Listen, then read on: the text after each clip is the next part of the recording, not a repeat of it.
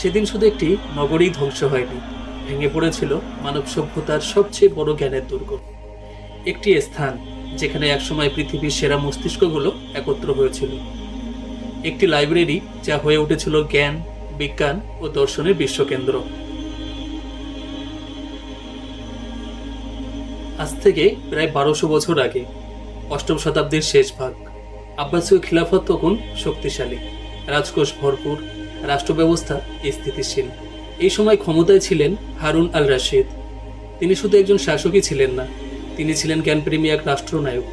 হারুন আল রশিদ বিশ্বাস করতেন তলোয়ার দিয়ে রাজ্য জয় করা যায়, কিন্তু জ্ঞান দিয়ে সভ্যতা গড়া যায়। তার নির্দেশে গ্রিক দর্শনের বই সংগ্রহ শুরু হয়, পার্সিয়ান ও ভারতীয় পাণ্ডুলিপি আনা হয়, বাগদাদে গড়ে ওঠে রাজকীয় লাইব্রেরি। এই রাজকীয় লাইব্রেরিটাই ছিল বায়াত আল হিকমায়ের বীজ। একটি লাইব্রেরি যা ভবিষ্যতে হয়ে উঠবে মানব সভ্যতার ইতিহাসে সবচেয়ে গুরুত্বপূর্ণ জ্ঞান কেন্দ্রগুলোর একটি।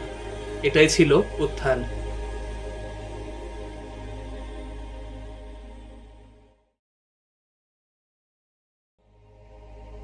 হারুন আল রশিদের মৃত্যুর পর ক্ষমতায় এলেন তার পুত্র আল মামুন। এখান থেকেই শুরু হয় বায়াত আল হিকমায়ের স্বর্ণযুগ। আল মামুন বায়াত আল হিকমাকে বদলে দিলেন লাইব্রেরি থেকে গবেষণা কেন্দ্রে, বই সংগ্রহ থেকে জ্ঞান উৎপাদনে। এখানেই অ্যারিস্টটল ও প্লেটো অনুদিত হলো আরবিতে। গণিত থেকে জন্ম নিল আলজেব্রা, জ্যোতির্বিদ্যা পেল বৈজ্ঞানিক কাঠামো, চিকিৎসাবিদ্যা পেল নতুন অগ্রগতি। ইউরোপ তখন অন্ধকার যুগে, আর বাগদাদ তখন বিশ্ব সভ্যতার বাতিঘর। এখানে একটা প্রশ্ন আসে, বায়াত আল হিকমা কি শুধু বই রাখার জায়গা ছিল? উত্তর না। বায়াত আল হিকমা ছিল একটা স্টেট ব্রেন, কারণ এখানে তৈরি হতো মানচিত্র, এখানেই জ্যোতির্বিদ্যা দিয়ে ঠিক হতো ক্যালেন্ডার, এখানকার গণিত দিয়ে হিসাব হতো কর ও বাজেট, এখানকার চিকিৎসাগার ব্যবহার হতো সেনাবাহিনীতে। অর্থাৎ বায়াত আল হিকমা ধ্বংস মানে শুধু বই পড়ানো নয়, একটি রাষ্ট্রের বুদ্ধিমত্তাকে হত্যা করা। স্বর্ণযুগ চিরস্থায়ী হয় না, সময় গড়ালো। আল মামুনের পর এলেন একের পর এক খলিফা, কিন্তু সবাই জ্ঞানপ্রেমী ছিলেন না। রাজনীতিতে দুর্নীতি ঢুকে পড়ে, সেনাবাহিনী দুর্বল হতে থাকে, রাষ্ট্রের ভিতরে শুরু হয় ক্ষমতার দ্বন্দ্ব। বায়াত আল হিকমা তখনও দাঁড়িয়েছিল, কিন্তু তাকে রক্ষা করার ইচ্ছা ধীরে ধীরে হারিয়ে যাচ্ছিল। শেষের দিকে খলিফা ছিলেন আল মুস্তাসিম। তিনি ছিলেন রাজনৈতিকভাবে দুর্বল, সামরিক বাস্তবতা সম্পর্কে অজ্ঞ, ভুল উপদেষ্টাদের উপর নির্ভরশীল। পতন কখনো হঠাৎ আসে না। বায়াত আল হিকমায়ের পতন 1258 সালে শুরু হয়নি, এটা শুরু হয়েছিল অনেক আগে, নীরবে। যখন অনুবাদকদের বেতন কমে যায়, গবেষণায় বরাদ্দ বন্ধ হয়, পণ্ডিতরা রাজদরবার ছেড়ে চলে যান, জ্ঞান চর্চার জায়গায় রাজনীতি ঢুকে পড়ে। বায়াত আল হিকমা তখনও ছিল, কিন্তু ভিতর থেকে ফাঁকা হয়ে যাচ্ছিল। ইতিহাস একে বলে সাইলেন্ট ক্লপস, নীরব পতন।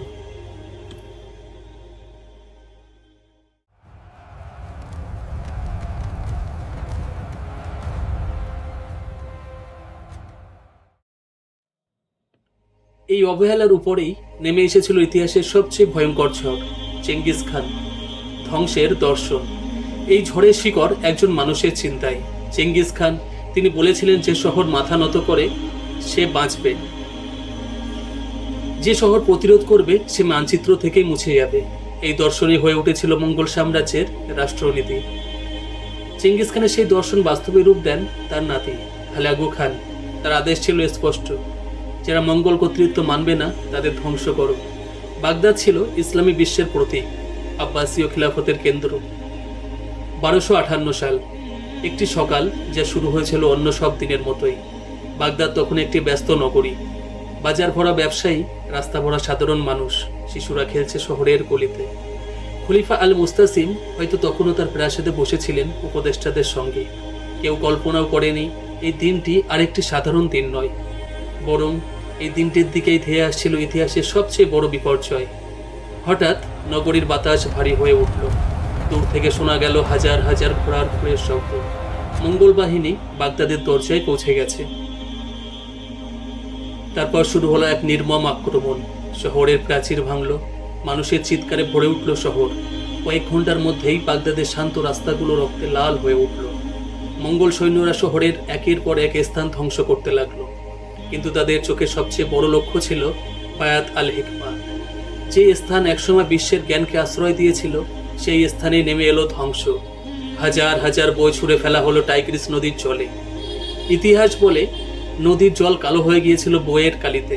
আর কিছু বিবরণে বলা হয় মানুষের রক্ত আর বইয়ের কালি একই সঙ্গে মিশে গিয়েছিল টাইগ্রিসের স্রোতে। সেদিন বাগদাদের আকাশে যেন সময়ের আগেই অন্ধকার হয়ে গিয়েছিল। খলিফা আল মুস্তাসিম বন্দী হলেন, একসময় শক্তিশালী আব্বাসীয় খিলাফতের শেষ খলিফা। অবশেষে তাকেও দেওয়া হলো মৃত্যুদণ্ড। 1258 সাল শুধু একটি শহর পতন হয়নি, পতন হয়েছিল একটি সভ্যতার কেন্দ্র।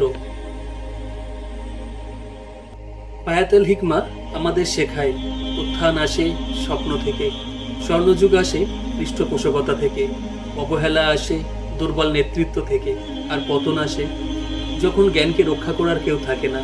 টাইগ্রিস নদী আজও বয়ে চলে, কিন্তু তার স্রোতে আর কখনো ভেসে ওঠে না হারিয়ে যাওয়া সেই জ্ঞান। বায়াতুল হিকমা ধ্বংস হয়েছিল তলোয়ারে নয়, ধ্বংস হয়েছিল একটি সাম্রাজ্যের রাষ্ট্রনীতিতে। সেদিন একটি নগরী নয়, মানব সভ্যতা হারিয়েছিল তার জ্ঞানের প্রদীপ।